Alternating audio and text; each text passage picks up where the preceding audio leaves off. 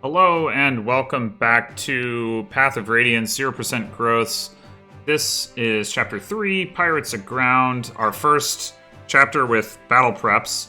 I don't know if I'm going to be able to keep the splash screen intro as I progress through this game, because unlike the GBA games, when you load a chapter from a save in which you've saved at the battle preps screen, it just takes you straight to the battle prep screen, which in general is really nice, but in the case of having that splash screen, it means that if I have complex battle preps to do, I'm not going to be able to do them and save them and then reload the chapter and still have that splash screen. So that's a little unfortunate, but I guess we'll see how complex they ever are. But for this one, I did just try to remember what I'm doing. So first thing I'm going to do is switch these two around, and then we're just going to do some stuff that I think I'm probably going to want to have done eventually anyway. Not necessarily super important for this chapter in particular. But early game Path of Radiance, I have found it's pretty easy to end up having to drop items if you aren't careful. So I'm gonna give some extra stuff to Riss, who never gains things mid-chapter. And yeah, I think... Right, I also wanted to give Ike an extra vulnerary. Oh, and trade that steel axe to Boyd. Okay. So this chapter actually took me a surprising amount of time to figure out a solution to that did everything that I wanted it to do. And it ends up looking a little bit weird, but works out. So first things first is Titania is just going to charge ahead, move towards the boss. This is a defeat boss chapter, so we do not have to route all of these enemies. We do have to, however, to get Ike up here to talk to Marcia, which is a little bit of... I mean, it makes it feel closer to being a Seas map, just because we can't just, let Ike sit in the back or something. Anyway, then Shinon is going to come up here. And then Gatry is going to come back here, up the Iron Lance, and then shove Ike sideways. And then Ike is going to come up and shove Shinon forward. And the reason for that is there's an enemy who attacks Marcia who she'll knock down to 1 HP, and then he'll run away and heal and block Titania's access to the boss.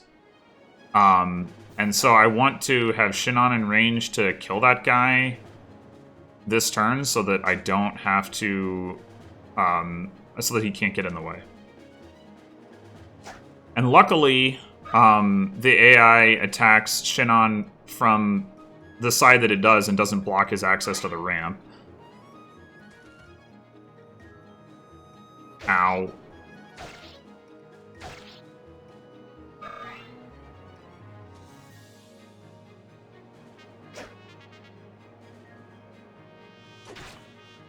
I guess I should talk about Shinon and Gatry a little bit. Shouldn't I?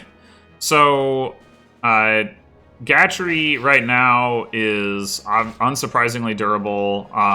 His mobility leaves something to be desired, of course, though Tellius, the Tellius, across the board, +1 movement to pretty much all class types. Not every single one, because I guess mages have 5... I think mages have 5 movement unpromoted. And, the pirates have 5 move. Anyway, but the point is that, Gatry gaining a point of movement probably does, more for him than, say, Ike does, in the sense the Ike's does for him, in the sense that, it's a larger percentage of his total movement, that sort of thing. So that's nice. But in any case, you know, he's strong, and he's bulky, and for the moment, that is more than can be said of most of my other units, so that's nice. Obviously, he has the leave and rejoin thing, as does Shinon. He does rejoin earlier, but by the time he rejoins, he's definitely... Well, I was gonna say he's definitely fallen well behind, but in 0% growths, I guess I could see him still being relevant when he rejoins. I'm not really sure, but I could see it. He's also level 9, so he's pretty close to being able to promote, though I really doubt we'll have a spare Master Seal lying around, so in practice I doubt that we'll ever end up actually promoting him. But yeah, you know, he's useful while he's around, is what I'll say. Shinon, similar-ish thing, so he's certainly stronger offense, but... And his durability isn't really that much less, but his enemy phase is just really unfortunate. I mean, not only can he not counterattack most enemies during enemy phase, he also has Provoke, which, while it can be tactically useful, can also make it... It can tend to put him in positions where he really can't do anything, like he just gets surrounded by a bunch of enemies. Like if you're like, oh, I want him to go distract a bunch of enemies, then he gets surrounded and now he can't attack on player phase either. So that's annoying. But yeah, I mean, right now he's my second best offensive unit. That's pretty good. But when he comes back, you know, again, with 0% growth, he probably won't be so bad when he rejoins, except he won't rejoin, because there's no way I'm going to recruit him. Like, I'd have to deploy Rolf, I'd have to kill him with Ike, which by that point in the game, yeah, it's just, I can't see that happening. In any case, so the guy up here is the guy I was talking about, that Shinon is going to come up and shoot.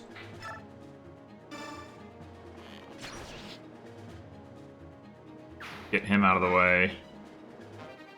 And then Titania is going to come over here and take out this guy who has a hand axe, which is important because we need that hand axe to be able to kill the boss next turn. Titania is 1 damage short of being able to one-round the boss with the steel axe. So she has to hit him with the hand axe and then kill him on enemy phase. Meanwhile, Ike is just going to make his way up the ramp so he can talk to Marcia next turn. Heal up. And Gatry, having done his job, is going to make his way over to the house on the right and pick up the elixir.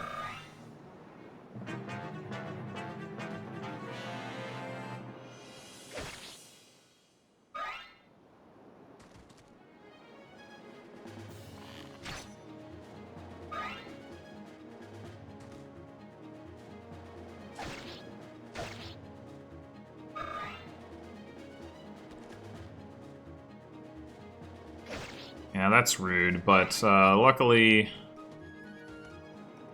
Shinon can take him out and open up the lane for Ike to talk to Marcia.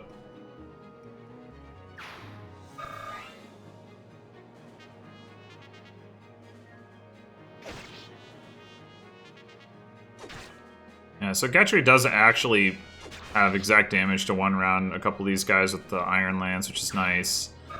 If we somehow get the opportunity to promote him, well, he's even closer than he was. Anyway, alright, so we need to... I think... Go ahead and use the steel bow. I mean, it probably doesn't matter. Actually, no, we'll use the iron bow.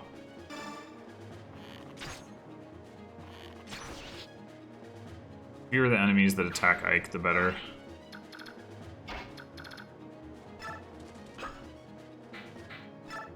Alright, so we talked to Marcia. We don't get to recruit her now, sadly, but it is a prerequisite for recruiting her. And then we come up here. Wait, did I? I did not get the elixir. I'm going to do that in case Titania crits. Okay.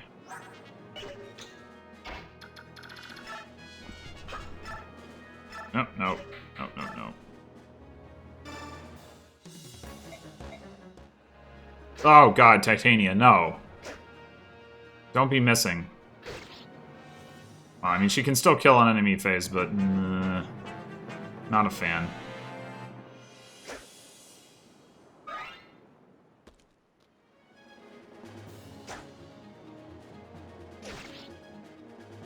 Okay, we got it. 3 turns. Clear the chapter. And there you have it.